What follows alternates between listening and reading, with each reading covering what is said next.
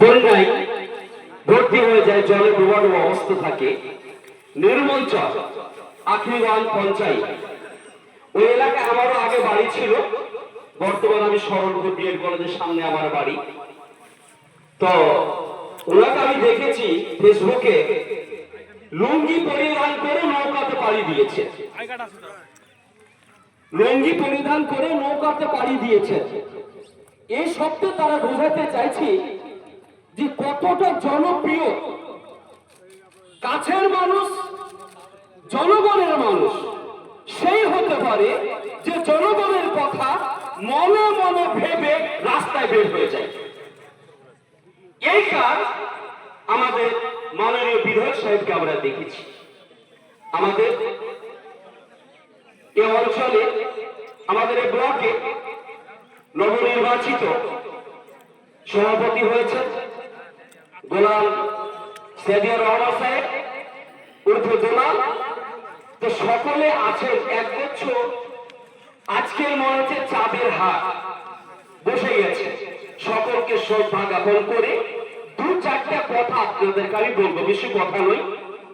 ভারতবর্ষ কাউরি ব্যক্তিগত দেশ নয়। কি বলছেন? ভারতবর্ষ সকলের দেশ। এই দেশে সকলে এক মিলে সম্প্রীতির বার্তা দিয়ে এই দেশকে স্বাধীন করেছিল। মানুষের শরীরে যে রক্ত রয়েছে, এই রক্ত প্রত্যেকের কিন্তু রংটা হচ্ছে লাল। নাকি বলছে? প্রত্যেকের কিন্তু রক্তের রং হচ্ছে লাল। তো এই রক্তের মধ্যে যদি কোন রকমের ভেদাভেদ না থাকে, জাতি নিয়ে ভেদাভেদ না থাকে, কোন রকমের বৈষম্য না থাকে, সামনের অধিকার নিয়ে সম্প্রীতির বার্তা নিয়ে যদি আমরা এক হয়ে দলধরে যুক্ত হয়ে এই দেশে আমরা স্বাধীন করতে পারি, যারা বর্তমান সময়ে কেন্দ্র সরকার রয়েছে, বর্তমান সময়ে ওই সরকার আজকে বিজেপি নামে রয়েছে। আপনাদেরকে কথা স্মরণ করে দিতে চাইছি, আজকে আরএসএস পরিচালিত সরকার। এটা মনে রাখবেন, আরএসএস খতরনাক। এই দেশকে স্বাধীন করার জন্য আরএসএস এর জন্ম হয়েছিল 1925 খ্রিস্টাব্দে।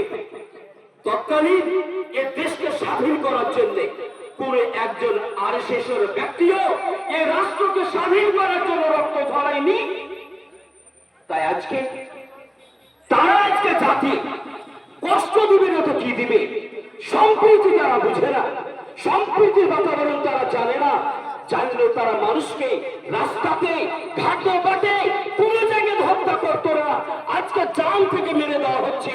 আজকে বিভিন্ন জায়গাতে আমাদের পরিযায়ী শ্রমিক তারা আজকে কষ্ট পাচ্ছে, মারা যাচ্ছে। এটা হচ্ছে আরএসএসের বিষয়।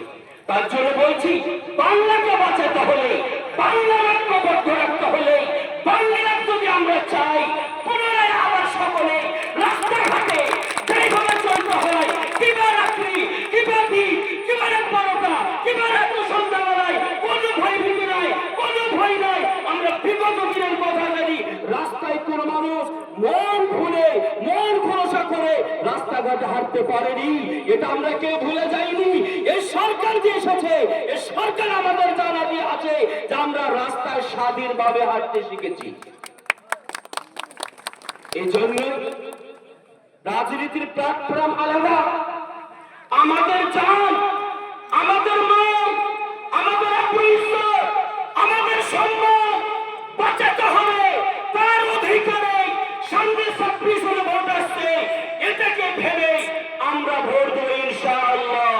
এই কথা বলতে চাইছি, যিনি আমাদের আছে, আমাদের যিনি সরকার রয়েছে, তিনি আমাদের পাশে সর্বদাই থাকেন। আজকে অনেক কথা বলার আছে, শুধু এটাই বলতে চাইবো যে সম্প্রীতি শিখেছি। হিন্দু, মুসলমান, শিখ, ঈসাই আমরা সকলেই প্রত্যেক জায়গাতে কি করি? বার্তা দিই, একই মঞ্চে থাকি, একই আলোচনা করি। এই বার্তাটা আমাদের সরকার দিয়েছে।